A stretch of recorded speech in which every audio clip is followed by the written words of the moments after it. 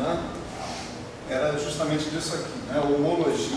Né, e nós chegamos a um mapeamento, na verdade, entre simplexos de um complexo simplicial, né, e geradores de um grupo livre arbitrário, né, abstrato, melhor assim, um grupo livre abstrato. Então, se a gente tivesse um simplexo, né, x0, xr, a gente fazia uma correspondência entre isso daqui e um certo sigma RI, né? Vamos chamar assim x0i, RI, né? Para dizer que é um certo conjunto de pontos, né, que a gente tem aqui. E esse sigma RI, isso aqui é um simplexo, um R simplexo. E esse daqui é um gerador de um grupo abeliano livre abstrato. Tá certo? Então, com essa correspondência entre as duas coisas, né, há sentido em falar uma combinação linear de simplexos com coeficientes inteiros. Na verdade, o que você está falando é de combinações lineares dos geradores associados com esses simplexos. Né?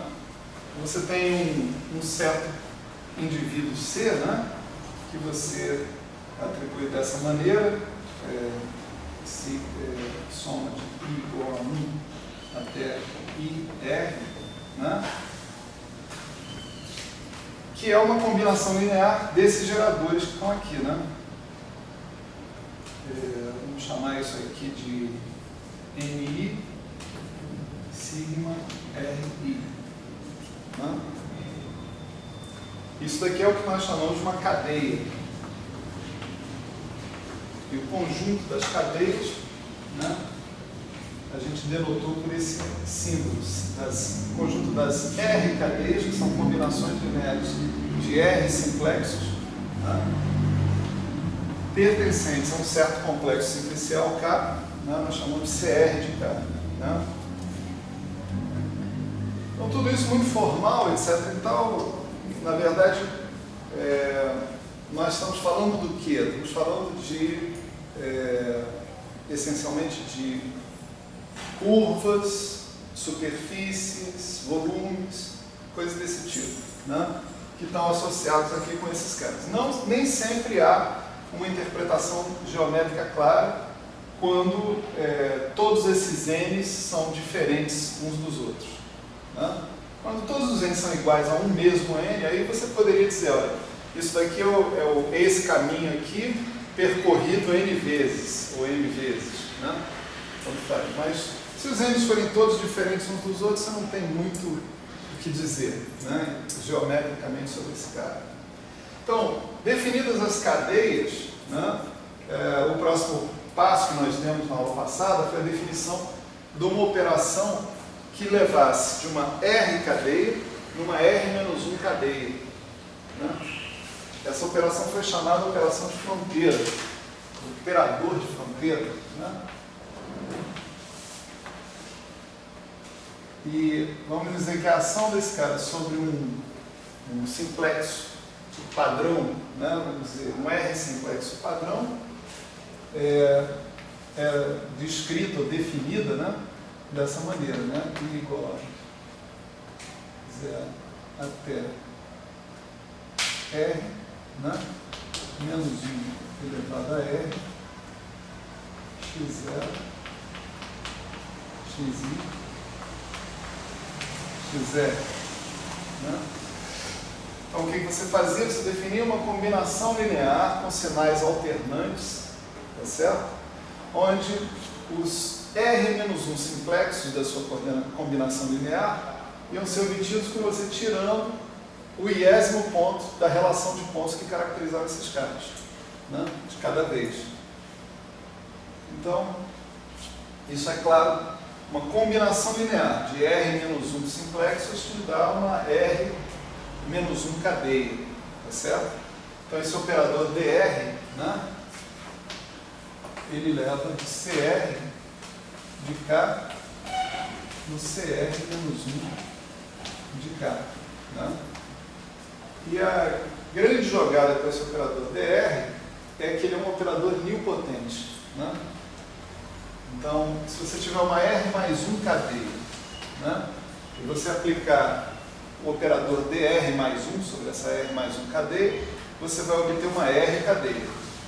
Aí, vamos supor que você seja uma pessoa insistente, você aplica o operador DR agora sobre essa R cadeia, né, e o resultado de fazer isso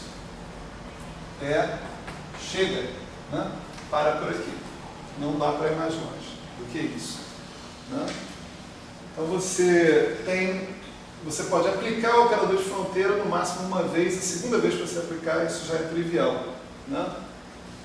Esse é um operador nilpotente nesse sentido, embora a palavra nilpotência aqui esteja até meio mal empregada, mas eu sou o rei das palavras mal empregadas, então não tem problema. Nilpotente, em geral, se aplica a você pegar um operador e aplicar ele mesmo ao quadrado, 2 vezes, né? Só que não é o mesmo operador. Você tem DR mais 1, um operador que age sobre R mais 1 cadeias, DR, um operador que age sobre R cadeias, para vocês entendem o que eu estou dizendo. Né? Na verdade, a operação de tomar a fronteira, sim, é que você está fazendo 2 vezes. Né? Embora ela assuma formas diferentes de acordo com as cadeias, né, as R cadeias sobre as quais ela age. Então, essa operação de tomar a fronteira é uma operação nilpotente, né, e com isso a gente começa a classificar, né, essas cadeias que a gente tem aqui, usando a operação de tomar a fronteira, tá certo? Então, a gente definiu em primeiro lugar os ciclos, né, como sendo cadeias que têm fronteira nula, né? Então, são caras, vamos dizer, C, tais que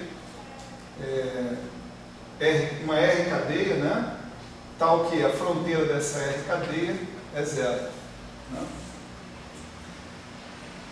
Então, isso aqui define um subgrupo abeliano livre do CR de K, do conjunto das cadeias, certo? Que a gente chamou de ZR de K. K, complexo simplicial, só para relembrar, né? Tá certo? Então, ciclos são cadeias que não têm fronteira, né? Não tem fronteira nenhuma. Em seguida, nós definimos as fronteiras, que, como o nome diz, são cadeias D, né? São R cadeias, que são a fronteira de alguma R mais 1 cadeia, tá certo? Esse objeto B é algo que pertence ao espaço, ao grupo, ao subgrupo abeliano BR de K, tá certo? É um subgrupo do grupo das cadeias, é um grupo livre também, e mais, ele é um subgrupo do ZR de K, tá certo? Porque claramente toda fronteira que você tiver é um ciclo. Embora não necessariamente um ciclo seja uma fronteira. Tipo, a razão de tomar a operação de fronteira e você obter 0 não é necessariamente porque o C é a fronteira de alguma coisa. Tá certo? Então, entre os ciclos, né, existem aqueles que são fronteira e aqueles que não são fronteira de ninguém. Né? A gente poderia pensar em classificar esses ciclos como equivalentes, de alguma maneira, por uma relação de equivalência que dissesse o seguinte, né? C' é equivalente a C se C' for C mais a fronteira de um certo D, certo? Vamos falar aqui sobre R. Sobre R ciclos, né? Tá certo? Então você vê logo de cara que todas as fronteiras, em princípio, são equivalentes entre si, né? O espaço quociente desse objeto que está aqui, né, é o espaço ZR dividido por BR, né? A gente chamou isso de HR.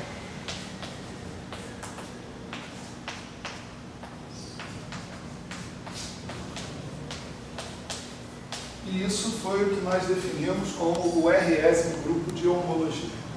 Tá certo? Então, o RS grupo de homologia vai identificar ciclos que diferem entre si por mais do que uma fronteira, né? Ou seja, que eles não podem ser escritos dessa maneira: C' igual a C mais DR mais 1 de D. Né? Se eles puderem ser escritos dessa forma, eles estão dentro da mesma classe de equivalência, né? Então, são os ciclos tais que, por exemplo, se você tomar a diferença de dois ciclos, isso não é a fronteira de alguma coisa, certo? Esses dois caras não podem ser vistos como a fronteira de alguma coisa. A boa notícia aqui é que esse HR de K, né, é um invariante topológico. Isso foi um enunciado sem prova, né? Quer dizer que se você fizer, você alterar o seu polielo, né? Alterar o seu complexo simplicial K para um outro complexo simplicial que dê origem a um poliedro, que seja homeomorfo ao poliedro anterior, né? Por exemplo, você vai para um K', cujo poliedro, né, módulo de K', né, homeomorfo a módulo de K. Então, os grupos de homologia que você vai obter são exatamente os mesmos. Certo? Isso faz com que, se o K for uma triangulação do X, né,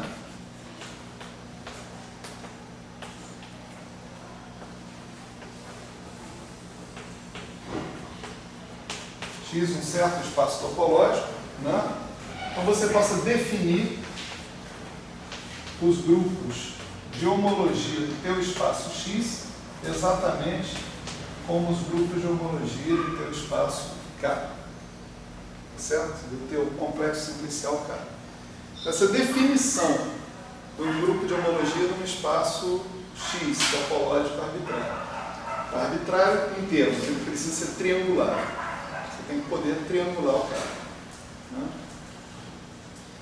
Então, a tarefa que sobra para a gente agora é começar a trabalhar um pouquinho melhor esses conceitos, né, dos grupos de homologia, né, através de exemplos, né? A gente vai começar a trabalhar através dos exemplos e vai seguir, tentar aumentar a compreensão da gente através desses exemplos. Né? O exemplo mais banal de todos, eu só me recordo uma coisa, na aula passada eu cheguei a falar de algum exemplo? Não, né? Parei aqui, ótimo, isso aí. Então o exemplo mais banal de todos é esse aqui, né? Vamos chamar de exemplo 1, né? O nosso complexo simplicial é pura e simplesmente um ponto, né? x0, né? Vamos estabelecer aqui uma regra, quando a gente falar de zero simplexos, x0, eu não vou botar aquele símbolo de orientação, porque automaticamente ele já é orientado, né? Um zero simplexo é orientado. O símbolo de orientação ele faz algum sentido depois que você começa a falar de um simplexo, dois simplexos. Então, se você tem um único complexo simplicial, né? Se você tem um complexo simplicial K que tem um único zero simplexo, né? Quem seria, né, pela ordem que a gente tem a fazer aqui, as cadeias que eu tenho disponíveis a mim são só as zero cadeias, né? Certo? Então, eu tenho C0 de K E quem são os C0 de K? Né? São essencialmente, né, múltiplos, né, desse zero simplexo aí. Né? Bom, está bastante claro que você pode definir, né, uma correspondência entre o C0 de K e Z. Tipo assim, você pega uma zero cadeia e associa o I, né, que caracteriza o cara. Né? Essa correspondência é um homomorfismo, ele é sobrejetivo e injetivo, né? Portanto, ele é um isomorfismo. Então, o C0 de K é isomorfo. Né? Acho que é isso, essa notação aqui está ruim. Né? Conjunto dos X0, isso daqui é isomorfo a Z. Né? O próprio C0 de K é isomorfo a Z. Né? O Z0, né, de K vai ser quem? Vai ser o conjunto dos ciclos dentro desse cara. Né? Então você pega um cara genérico daqui de dentro e toma a fronteira dele. Né? Então o B0 de IX0, né, que é o I B0X0, é zero. Né? Então os caras que vão ter fronteira zero são todos, né? Porque a fronteira de qualquer zero simplexo é definida como sendo zero. É assim que a gente definiu a operação de fronteira. Né? Nunca é demais lembrar, né? Fronteira, né, é uma operação que atua sobre esses caras que estão aqui, que são os correspondentes aos simplexos dentro do grupo abeliano abstrato livre, né, que a gente está trabalhando. Né? Então, quem são os zero simplexos que são ciclos? Todos. Né? Todos eles são ciclos, todos eles têm fronteira nula. Então, o Z0 de K, né? Eu estou botando igual aqui que não tem nada a ver, né? O Z0 de K, ele é isomorfo a Z, né? Diretamente. Está claro isso? Tá. E o B0 de K vai falar do quê? Vai falar de um ponto que seja fronteira, né? Vai pegar um zero simplexo, né? Que seja fronteira de um simplexo, que esteja dentro do complexo simplicial. Só que não tem simplexos, tá certo? Então a nossa definição para essa situação, quando você não tem simplexos, ou não tem R simplexos dentro do seu complexo simplicial, é dizer que o B0 de K é zero também. Né?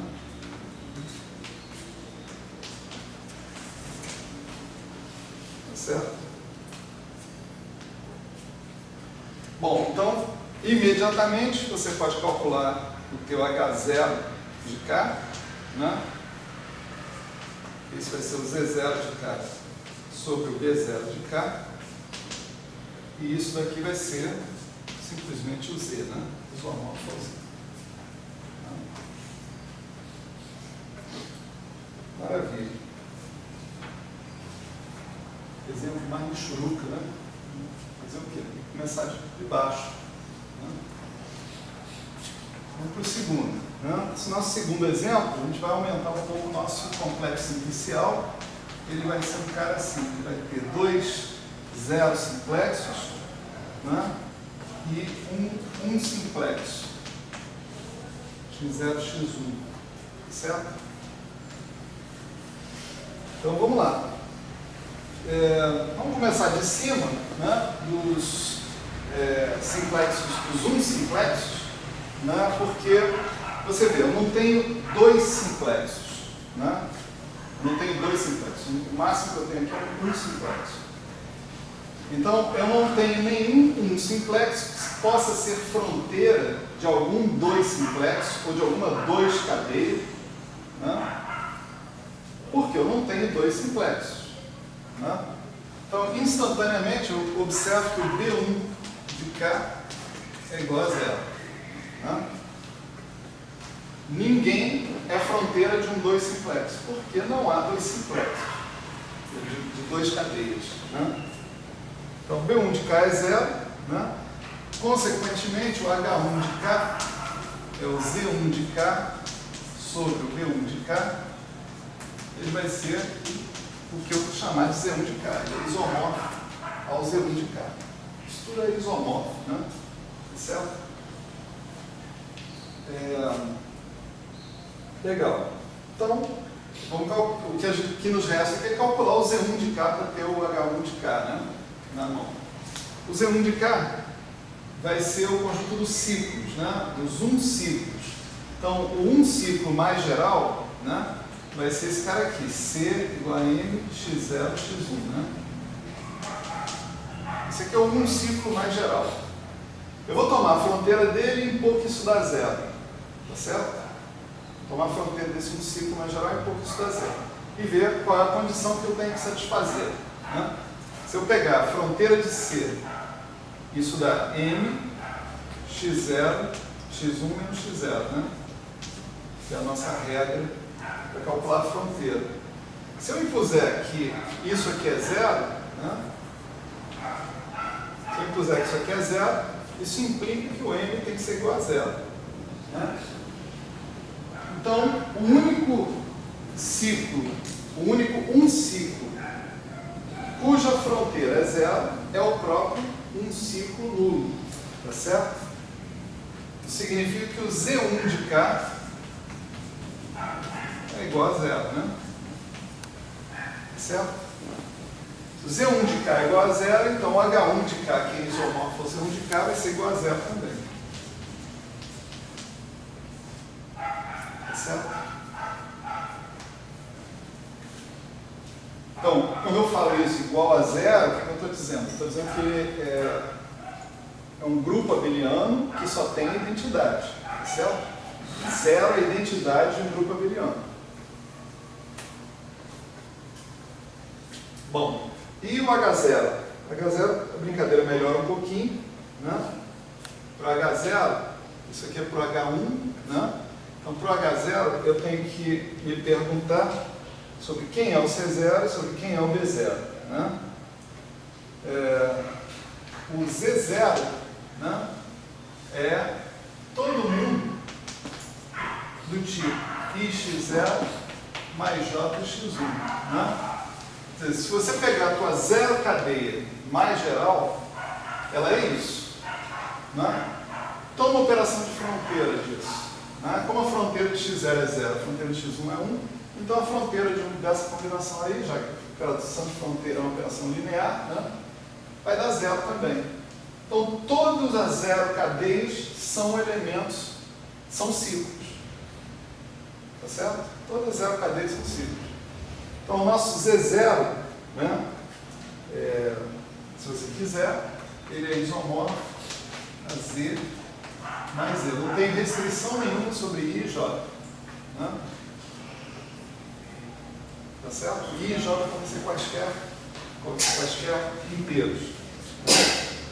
Quem vai ser o B0? O B0, né, vão ser os caras que são imagens, né, das cadeias possíveis que caíram lá em cima. Então, B1 de M, X0, X1. É isso? Mas isso é M, X1 menos X0. Tá certo? Então, todas as 0 cadeias com coeficientes I igual a menos J são fronteiras.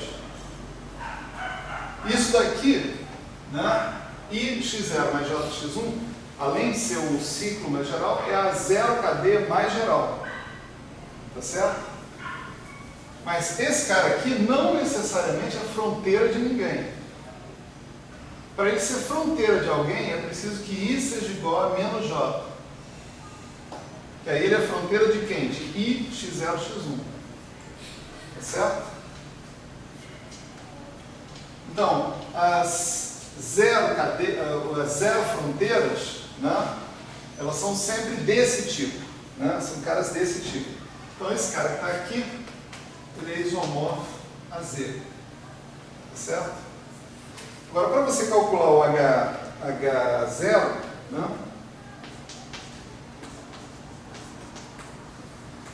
é o Z0 de K sobre o D0 de K, né, você pode usar lá o nosso teorema fundamental do isomorfismo. Você pode fazer muita coisa, né? Você pode estabelecer a relação de equivalência diretamente, né? Eu estou pensando em colocar algo assim como um exercício, né, da lista, só para, tipo assim, você fazer a conta na força bruta, uma vez na vida, né? Mas você pode também usar o teorema fundamental do isomorfismo, do homomorfismo, estabelecendo o seguinte: suponha que você tem um homomorfismo f de x0 mais jx1 igual a i mais j. F, eu estou definindo dessa maneira. Então, esse F é um cara que me leva do Z0 de K nos inteiros, no Z. Tá certo? O núcleo, né, desse homomorfismo, bom, que isso é um homomorfismo, cada um pode provar em casa, isso é errado, né? O núcleo desse homomorfismo é exatamente aquela situação em que o I igual a menos J. Tá certo? I mais J igual a zero, ou seja, I igual a menos J. Mas se o I for igual a menos J, o que você tem é uma zero fronteira. Tá certo? Então, o núcleo desse homomorfismo é precisamente o B0 de K. Tá certo? Está claro aí o argumento? Acho que não. Então, vamos abrir a boca. Se tiver com problema, fala. Vamos lá.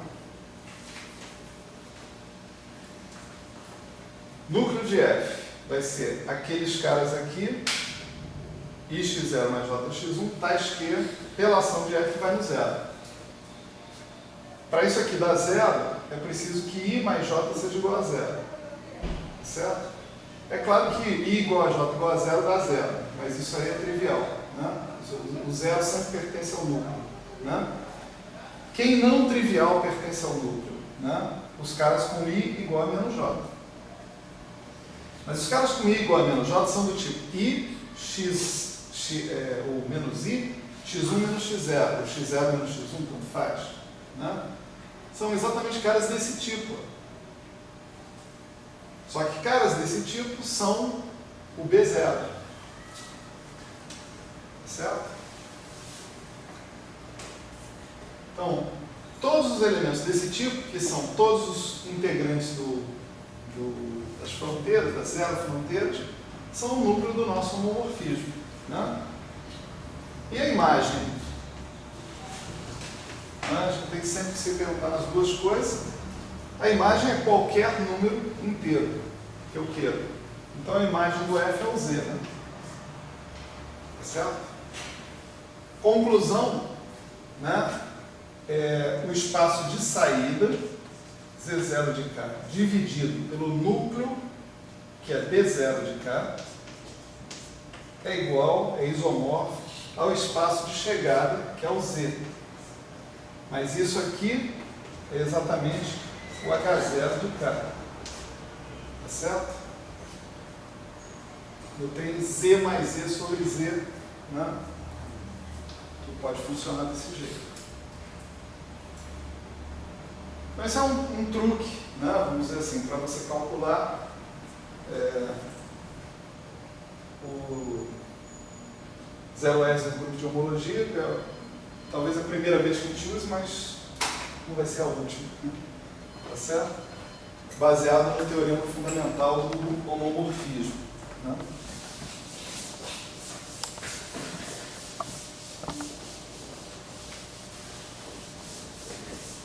Até agora não dá muito para estabelecer nenhuma intuição sobre os resultados que a gente obteve, né? A gente tem os grupos de homologia de um ponto, né? Só tem um grupo de homologia, que é o H0. Os grupos de homologia de um segmento de reta, tá certo? Novamente, observa que tem um padrão aqui, o H0 de cá foi Z, o H0 de cá aqui também foi Z, tá certo? Guardem esse fato na memória, tá? O H1 de cá, no caso, esse segmento de reta, né? Vamos dizer assim, deu trivial, tá certo? Mas daqui a gente ainda não pode olhar para os grupos de homologia e falar, ele está medindo isso ou aquilo, seja lá o que for. Né? Muito difícil tirar qualquer conclusão com ponto e com segmento de reta. Né? Então vamos para frente, para ver se a coisa melhora. Né? Então, no exemplo 3, né? Nós vamos aumentar mais ainda o nosso complexo simplicial para incluir não um simplexo apenas, mas 3 simplexos. A gente tem um triângulo. Né? Então a gente vai trabalhar com esse complexo simplicial. x0, x1, x2, x0, x1, x1, x2, x2, x0. Certo? Então isso aí é um triângulo sem o interior dele. Né? Triângulo desprovido do interior, então a gente já viu que isso é uma triangulação do S1, né? Também. Tá certo? Então já melhorou um pouquinho. Estamos calculando um grupo de homologia de alguma coisa menos trivial. Né? Então, primeira observação, começando de cima para baixo, como antes, né? Começando do H1, né? Eu não tenho nenhum 2 simplexo aí. Né? Portanto, o meu B1 é 0. Né? Que não há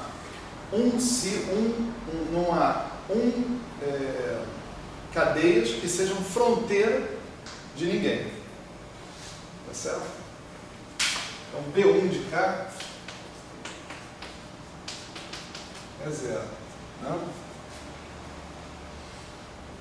O Z1 de cá, né? E isso implica já que o H1 de cá está calculado simplesmente se você calcular o Z1 de cá. Né? Certo?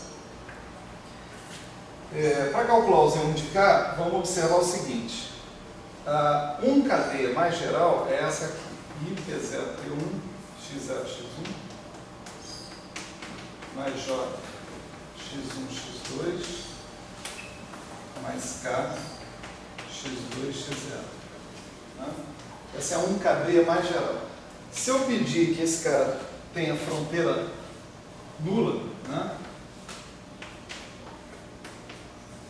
Ou seja, se eu pedisse, será que esse cara é um ciclo? Né? Ele não vai ser um ciclo para qualquer I, qualquer J, qualquer K. Isso vai implicar alguma relação entre I, J e K. Né?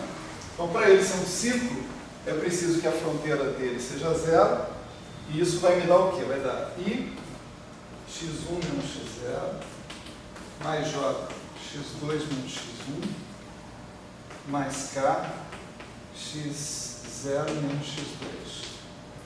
Tá certo? Se eu agora agrupar isso em termos de 0 simplexos, tá certo? Então, isso daqui vai ser K menos I x0, né? Certo? KX0, IX0 é onde tem x0, I menos J x1, e aqui eu tenho J menos K x2. Certo?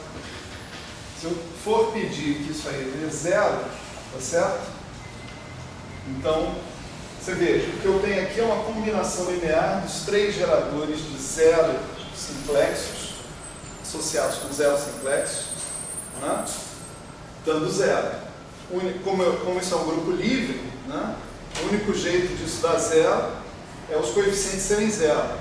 Então, K tem que ser igual a I, né? K tem que ser igual a J, é o último cara que está ali, né? E I tem que ser igual a J, mas isso é implicado por esse outro cara que está aqui, né?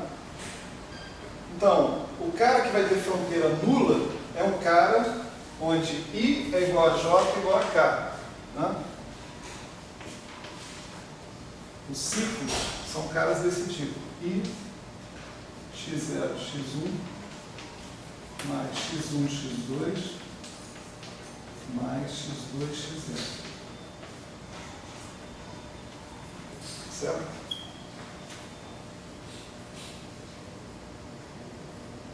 Aí, instantaneamente, eu já vejo, né, que o meu Z1 de K, né, é isomorfa Z.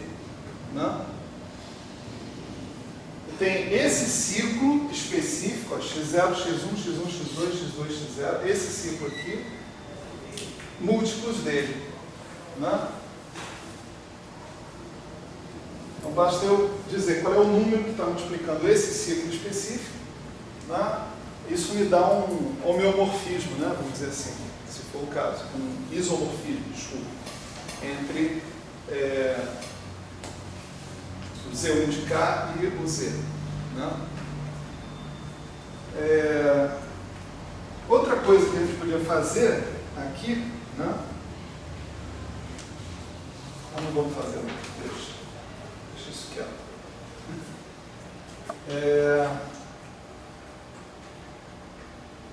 Então, calculamos com isso o H1 de K, certo? O H1 de K é o Z1 de K e o Z1 de K é o Z, né? Certo? Isso aqui é isomorfo ao Z1 de K. Então vamos ver o H0, né? H0, primeiro a gente tem que se preocupar com o Z0 de K, ele é o próprio C0 de K, né? E se você fizer qualquer combinação linear de zero simplexos, a fronteira disso é zero. A fronteira de um zero simplexo é zero. Né?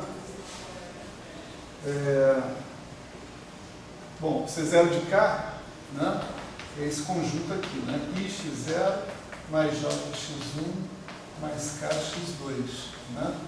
Então, isso aqui é isomorfo a Z mais Z mais I. Né? Esse é o nosso Z0 de K. O nosso B0 de K, ele vai ser as zero fronteiras, ou seja, os caras que são fronteiras de algum simplexo, né? de alguma cadeia. Né? Então, para encontrar esse cara, eu vou procurar saber o seguinte: quem são as fronteiras da cadeia mais geral.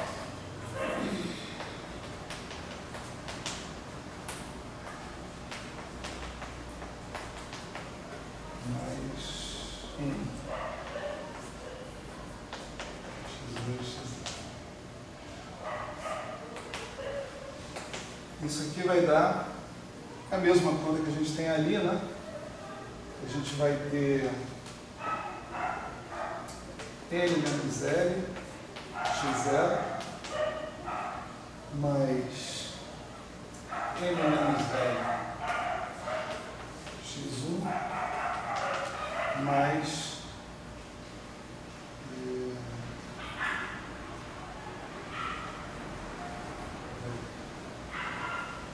L menos M, X1, mais M, menos N, X2. Né?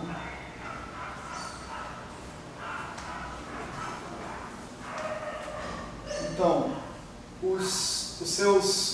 suas zero fronteiras, né, são caras caracterizados por IJK, se você quiser, chama esse aqui de I, chama-se aqui de J, chama-se aqui de K. Só que I, J e K não são independentes. Tá certo?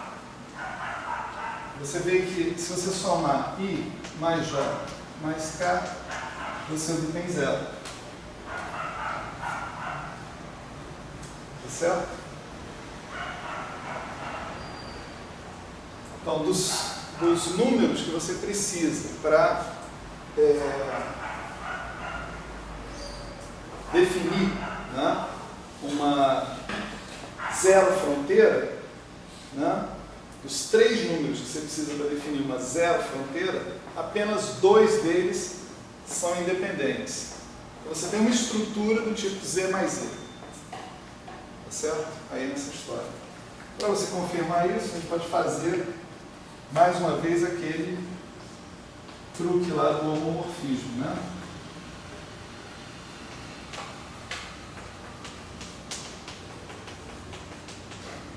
A gente define um homomorfismo assim, né? Ele é um isomorfismo, portanto aí a imagem desse isomorfismo é o Z, o núcleo desse homomorfismo, né, vai ser, o núcleo desse homomorfismo é exatamente o B0 de K, mais uma vez. I mais J mais K é igual a zero. Tá certo?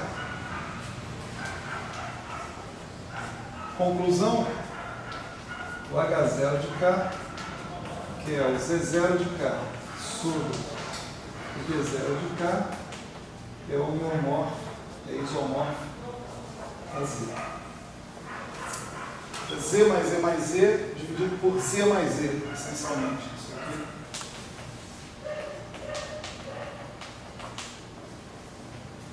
Desse jeito, né?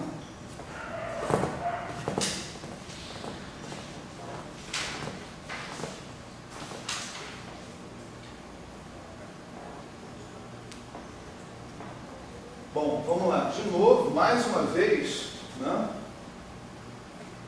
O H0 de K deu Z. Já lá se vão 3 exemplos onde o H0 de K dá Z. Guardem isso na memória. Tá certo? O H1 de K é que varia, né? Às vezes dá uma coisa, às vezes dá outra, né? Ali o H1 de K deu trivial, deu 0. Aqui o H1 de K não deu trivial. O H1 de K deu Z. Tá certo?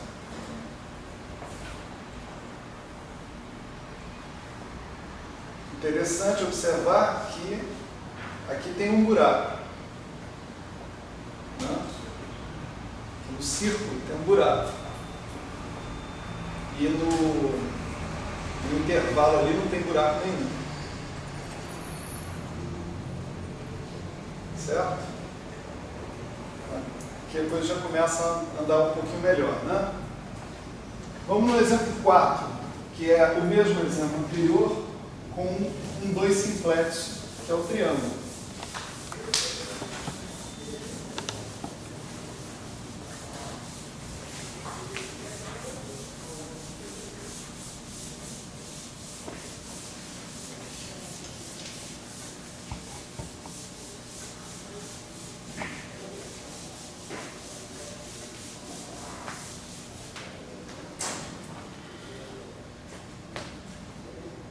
Então, exemplo 4, vai ser isso aqui, né? O nosso complexo inicial, esse x0, x1, x2, x0, x1, x1, x2, x2, x0, e o 2 simplexo, que é o x0, x1, x2. Certo?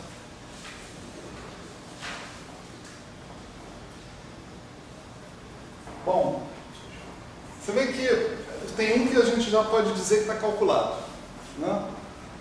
A estrutura dos 1 simplexos e dos 0 simplexos é exatamente a mesma, né? Então você pode falar que o H0 de K, que só envolve os 0 simplexos e os 1 simplexos, tem que coincidir, né? para você calcular o H0 de K, né, você precisa do Z0 de K, que só envolve os zeros simplexos, e o B0 de K, que envolve os 1 simplexos. Mas agora vai ter um B1 de K, não? Agora a gente tem Não, peraí, estou falando do H0. Certo? Falando do H0. Para calcular o H0, não estou falando de todos não, estou falando só do H0. Né? Agora vai ter um H2, não vai ter só o. Né? Então, para calcular o H0, eu preciso do Z0 e do B0, mas se vocês olharem bem aqui, essa conta não está feita nesse lugar aqui. Porque a estrutura dos zeros simplexos e dos 1 simplexos é idêntica nos dois complexos simpliciais. Então, já posso dizer direto que o H0 de K é igual a Z. Mesma coisa. Certo? Maravilha. Vamos calcular o H1, então. Tá? O H1 de K, para isso a gente precisa do Z1 e do B1. Né? O Z1 é a mesma coisa lá, né? Que a gente calculou, não é isso? Ó. A gente pega os 1 simplexos, faz uma combinação linear arbitrária deles, toma a fronteira e impõe que dá zero. Isso vai implicar que o ciclo mais geral, o elemento mais geral do C1 é um cara assim, desse tipo. Essa mesma conta está válida aqui. Z1 de K, esse cara aqui. Né?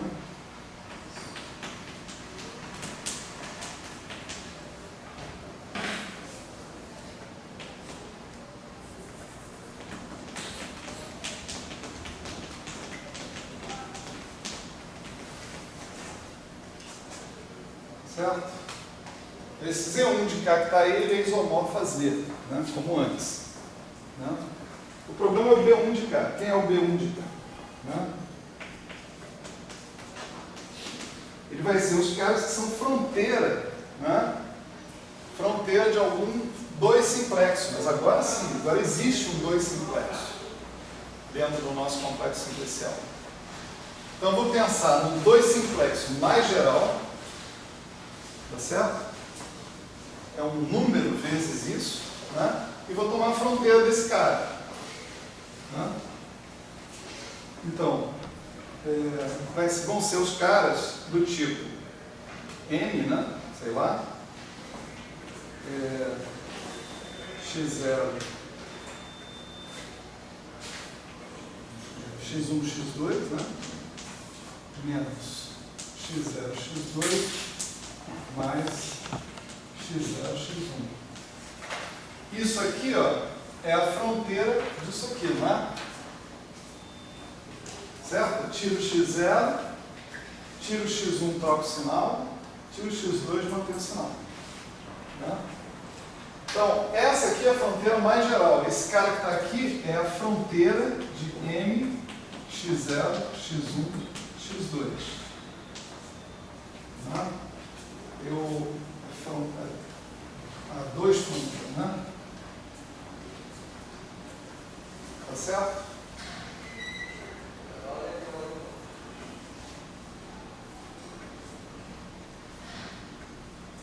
Bom, mas olha só.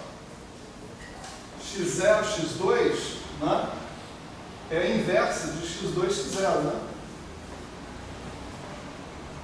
Tá certo? Isso daqui é menos X2, X0. Portanto, levando isso em consideração, esse cara que está aqui é exatamente esse cara que está aqui. Né? Ele é um ciclo também. Portanto, o nosso B1 de K é exatamente igual ao nosso Z1 de K. Ele é isomorfo ao Z1 de K. Todos os ciclos são fronteiras.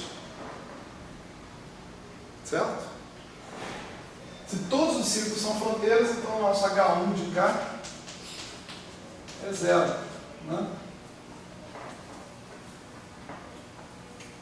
Olha lá. No ponto, não existia H1 de K. Né? No segmento de reta, o H1 de K era 0. Não tinha buraco. no círculo, né, H1 de cá foi Z. Tinha buraco. No disco, né, vamos dizer assim, o círculo mais o interior dele, o H1 de cá foi 0. Não tem buraco. Tá certo? Então já dá para suspeitar, né, que o H1 de cá está realmente medindo a existência de buracos ali na história. Né? O H0 de cá que parece que não está medindo nada, que é sempre Z, sempre Z, sempre Z. Tá certo? Mas ele também está medindo alguma coisa, a gente vai ver. Então, maravilha.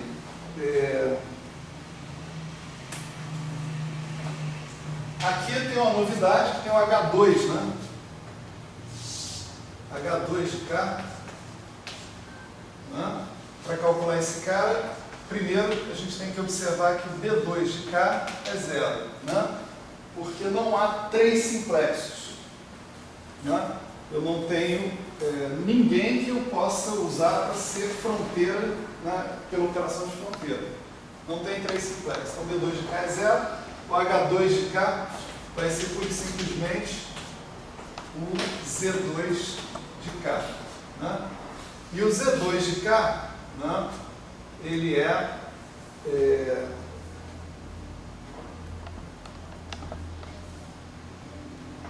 para calcular o Z2 de cá, eu pego a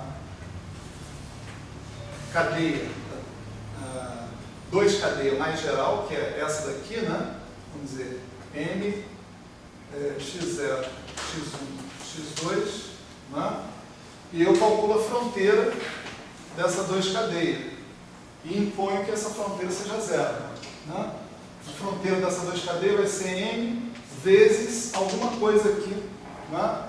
Que vai envolver... Bom, vamos escrever essa alguma coisa explicitamente. Né? Vai ser M X1, X2 menos X0, X2 mais X0, X1. Tá certo? Então eu tenho 3 geradores, tá certo? Tenho 3 geradores diferentes. Isso aqui é impossível uma coisa dessa cancelar com a outra. Para isso aqui dar 0, o único jeito é o M ser igual a 0. Não tem outra saída. E se o M for igual a 0, isso significa que o Z2 de cá é 0. Certo? É um grupo composto de um único elemento que é a identidade. Né? Então, H2 de cá, nesse exemplo que está aqui, é 0 também. Certo?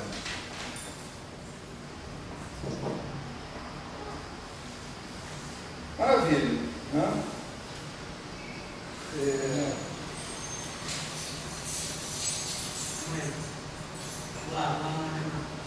Que isso, cara? Não faz isso não. Passa vergonha. Você falou que ia torcer para o desenvolvimento. Vou torcer, mas eu não quero o seu bem. Valeu, boa sorte, boa sorte. Hoje eu sou tricolor, né, professor? Só hoje. Atenção, gravação, só hoje. A gente corta, edita. Edita esse negócio, edita essa parte.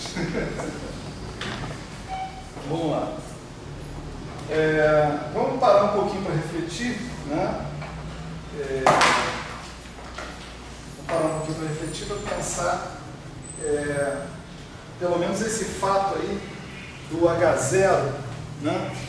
Sempre está dando Z, se isso tem alguma coisa, né, de sistemático acontecendo, se alguma propriedade do espaço está relacionada com isso. Né?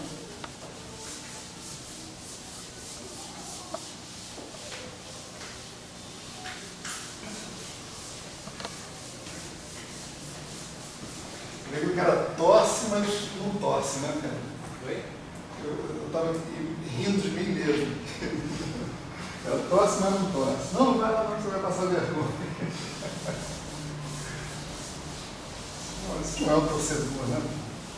Isso Figura é outra coisa. Enfim, vamos supor o seguinte, vamos supor que eu tenho um complexo simplicial K,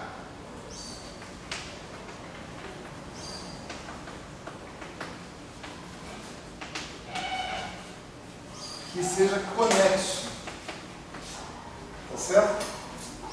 Se eu tiver um complexo simplicial conexo, então H0 de K é sempre Z, tá certo? Então não é de se estranhar, né, que até agora nós tenhamos obtido Z, Z, Z, Z. Porque todos os exemplos que nós consideramos são de complexos simpliciais conexos, né? Bom, para mostrar isso aí é razoavelmente simples, né? E eu tenho a impressão, eu queria o máximo de senso crítico possível de vocês agora, porque eu tenho a impressão que o Nakahara extrapolou demais essa prova. A prova dele já estava pronta, um parágrafo ou dois antes, tá certo? Se eu não tiver convencido, se eu tiver convencido vocês, eu vou parar a prova nesse lugar, exatamente, no lugar que eu acho que eu tenho que parar, né? Para mim tá morto o negócio, né? É bem simples na verdade, olha só. Então, se o K é conexo, tá certo? Então você tem, para qualquer par de zero simplexos, vamos supor xi, xj,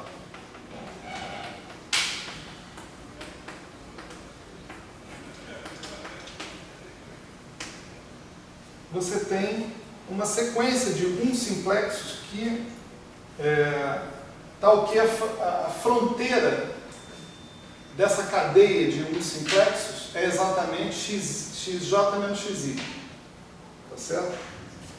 Então você faz isso aqui, ó, xi, xj, perdão, xi, xk mais xk, xl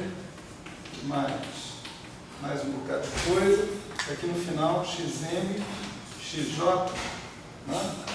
Se você definir isso aqui como uma certa cadeia C, tá certo? A fronteira de C é igual a xj menos xi, concorda? Porque quando você tomar a fronteira desse cara, isso aqui vai ficar xk menos xi, xl menos xk, etc. E tal. Vai sempre cancelar esse ponto com o primeiro do próximo, né? Só vai sobrar o primeiro ponto com sinal de menos e o último ponto com sinal de mais, né? Então, se é assim, né, todos os zeros simplexos são homólogos uns aos outros, não é? Qual é a relação de equivalência? Xi é equivalente a xj, né, se xj for igual a xi mais a fronteira de alguma coisa, né? Não é isso? Bom, mas é isso que acabou de ser provado, não é?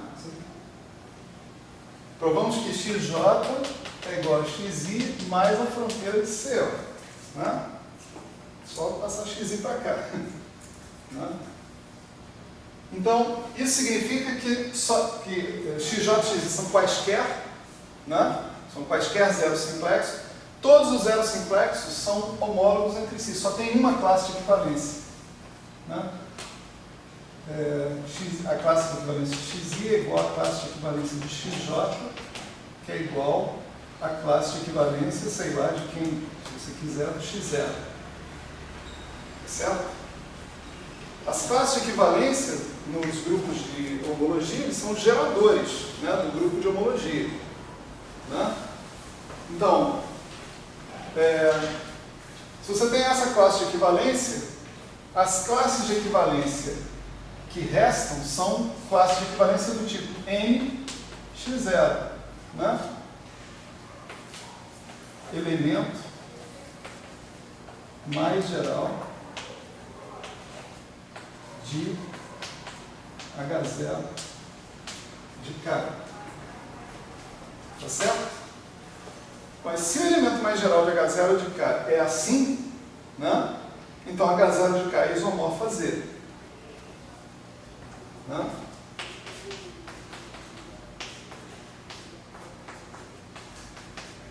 Se quiser, pode usar o teorema fundamental do homomorfismo também aqui para ver isso. Né? Você define isso aqui.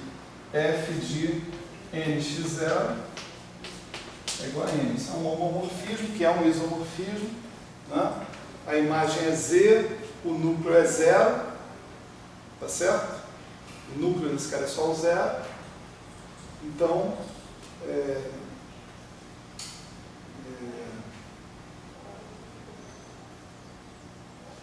H0 de K, que é o espaço de saída, dividido pelo núcleo, que é 0, dá a imagem que é Z.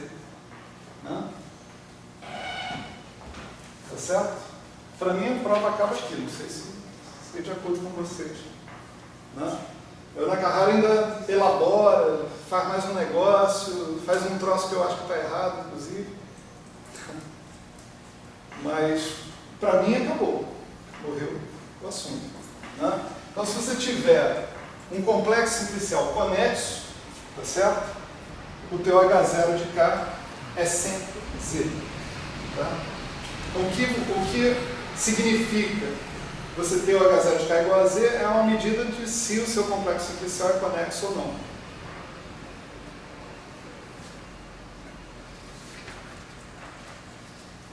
Ok? De acordo com o resultado, dá para saber quantas partes isso começa. Se você tiver várias componentes, a gente vai falar um pouquinho disso daqui a pouco. Se você tiver várias componentes conexas, é um fator Z desse para cada parte. Z mais Z mais Z mais Z, assim por diante. Você olhando para o H0, você já entende se o teu espaço topológico é conexo ou não.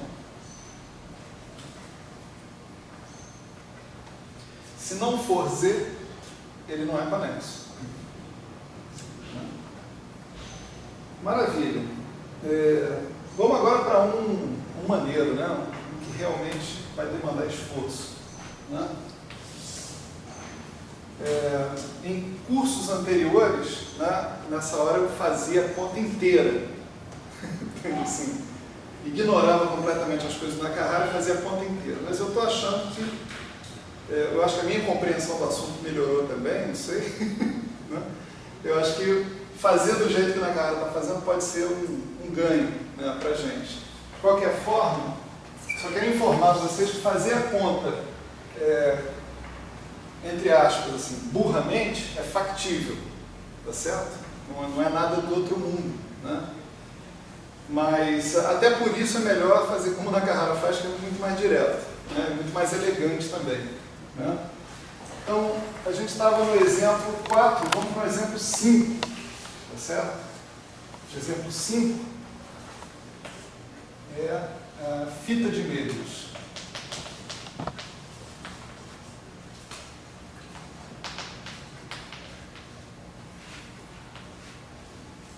Fita de meios. Né?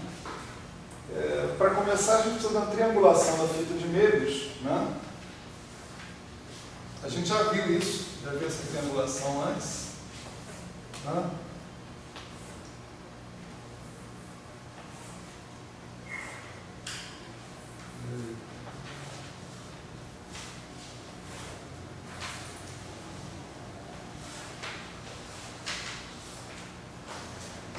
Então vamos chamar esse aqui de x0, x1.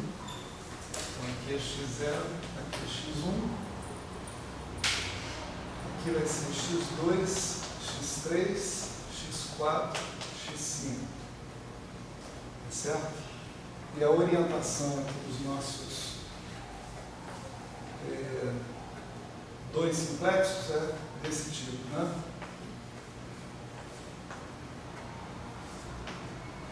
Então, por exemplo, esse aqui é x0, x1, x2. Essa é a orientação positiva, né, que a gente está tomando dele. Então, o nosso complexo simplicial são todos os zeros simplexos, x0, x1, x2, x3, x4, x5, né? Todos os 1 simplexos, x0, x1, x0, x2, x2, x3, x3, x4, x3, x5, x4, x5, x2, x4, x1, x4, x1, x5, x0, x5, assim por diante. Um monte de gente para escrever, né? E todos os 2 simplexos que a gente tem aqui, x0, x1, x2, x1, x2, x4, pela ordem x2, x4, x3, né? x3, x4, x5, x3, x5, x1, x1, x5, x0. Né? Isso aí é melhor do que ficar escrevendo o complexo sequencial inteiro, né, de uma vez. Né? Então, esse cara é conexo, né, claramente. Então, já o H0 de cá a gente não precisa calcular. O H0 de cá é Z. Né? Vamos calcular o H2. Né? Então, o B2 de cá, mais uma vez, é 0, porque eu não tenho 3 simplexos. Né? Então, o H2 de cá é o Z2 de cá. Né? E quem é o ciclo mais geral? Né? Tem que olhar quem é o ciclo mais geral. Né? O ciclo mais geral vai ser esse cara aqui. Né? Quer dizer, o 2 simplexo mais geral, desculpa, 2 cadeia mais geral, tá certo? Vai ser uma combinação linear desses caras independentes que estão aqui. Né? Vai ser I, P0, P1, G2, mais J, P0, X0. X2, X1, X4, mais K, X2, X4, X3, mais L, X3, X4, X5, mais M, X3, X5, X1, mais N, X1, X5, X0. É só você somar todos os teus 2 simplexos com coeficientes arbitrários. Agora, para a gente saber quem é o ciclo mais geral, a gente pega esse cara, calcula a fronteira dele,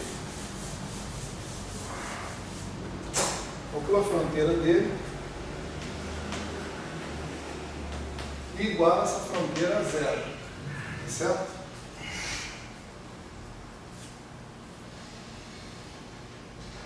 Então, vamos lá, vamos calcular essa fronteira aí, rapidinho. Né? Isso aqui vai ser I, né?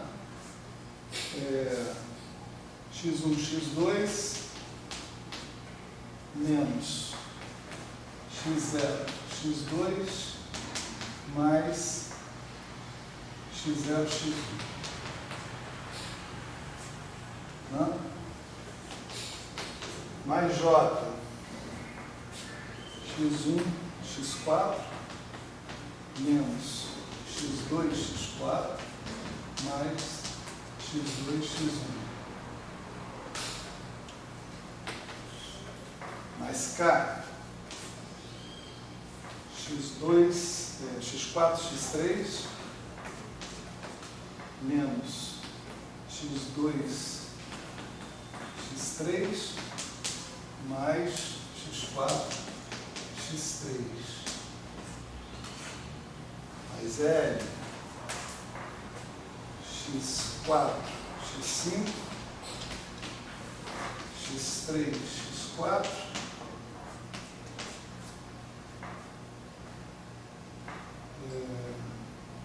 não, X3, X4, não, X3, X5,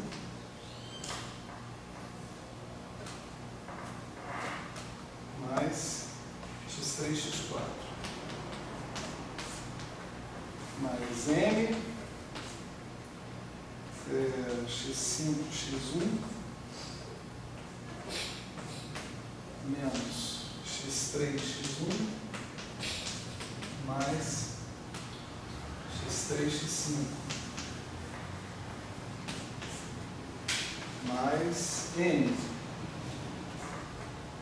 X5, X6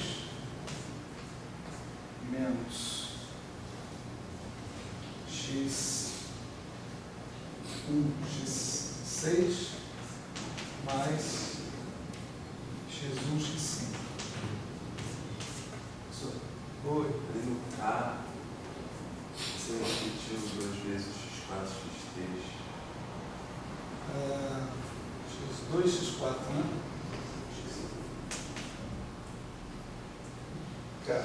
X4, X3, X2, X3, X2, X4. Isso mesmo.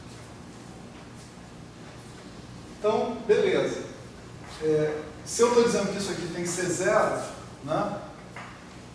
Eu tenho que agora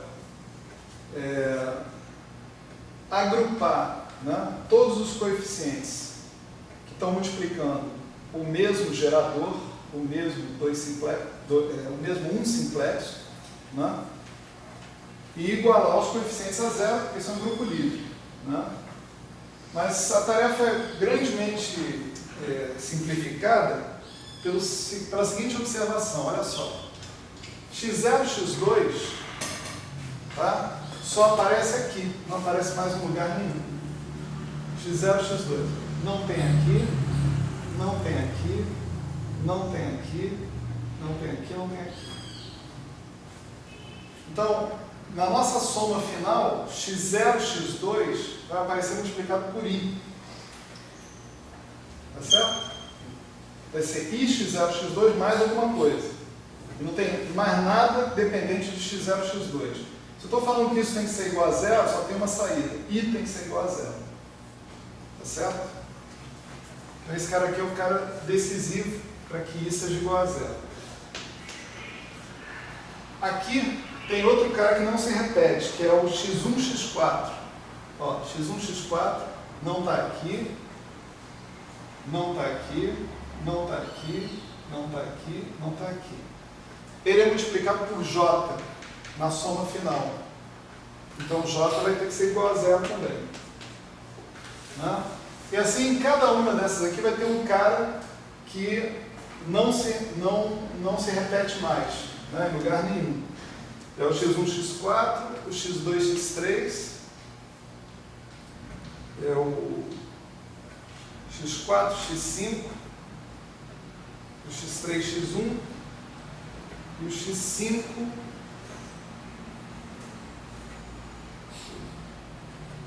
Opa, peraí, é 0, né? Eu botei um 6 aqui, não.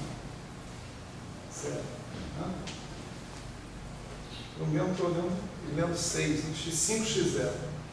Certo? Esses caras, todos não se repetem aqui. Outros casos aparecem. X4, X3, por exemplo, aparece aqui X3, X4, que é menos X4, X3. Tá certo? Então, esses dois aqui agrupariam coeficientes. Ó, K menos L vezes L menos K, X3, X4. Tá certo? Esse é um exemplo com triangulação maior, é só olhar os lados que não são compartilhados. Uhum. Naquele, Que não são compartilhados assim, né? Que não são do mesmo cara, né?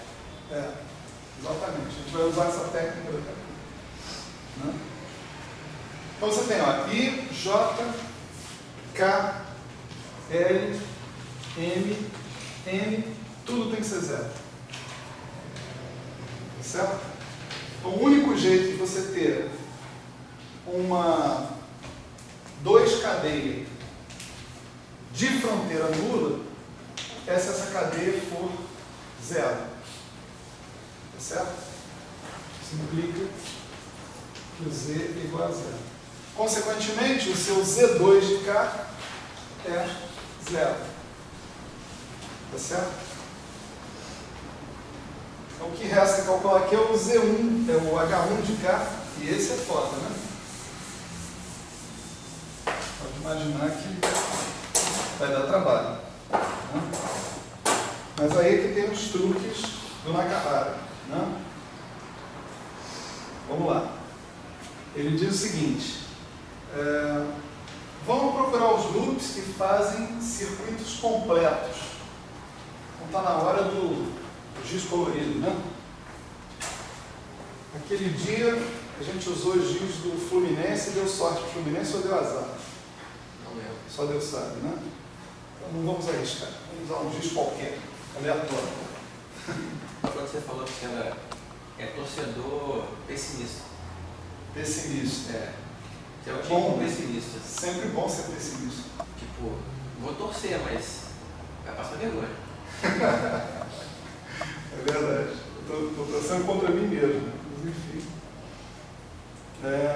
Então vamos ver loops aqui que formam circuitos completos, né? Um loop que ele sugere é esse aqui, ó. x0, x1, tá? x1, x4, x4, x5, x5, x0. Certo? Isso é um loop, certo? Porque isso aqui é x0, isso aqui é x0 também. Saiu de um campo e voltou para o mesmo canto. Né? Então esse loop aí forma um circuito completo, né?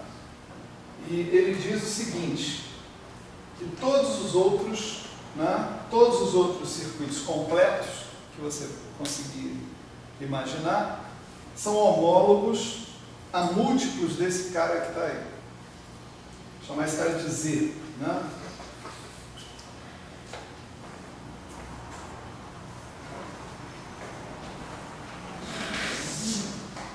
Então, calculando H1 de cá.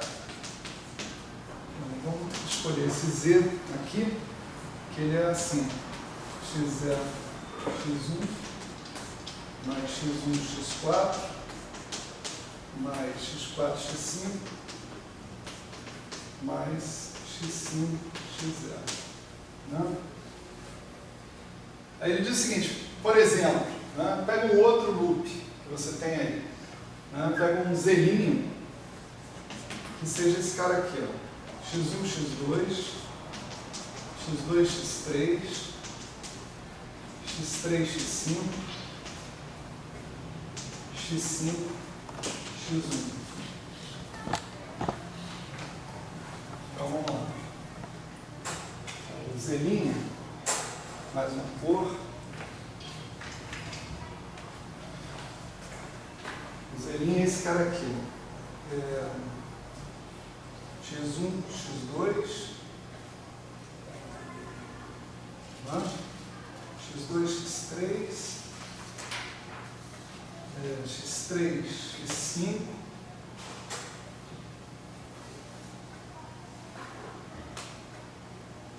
x5, x1. Certo? Posso fazer esse x2, x3? Hã? Não depende também desse sentido.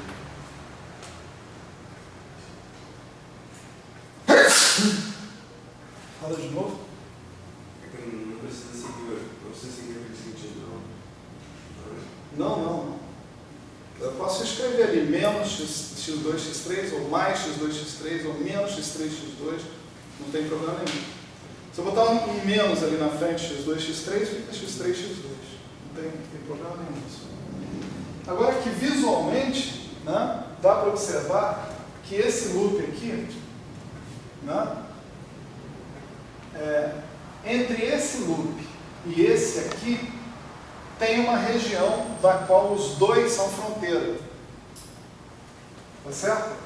Lembra que isso aqui é isso, né?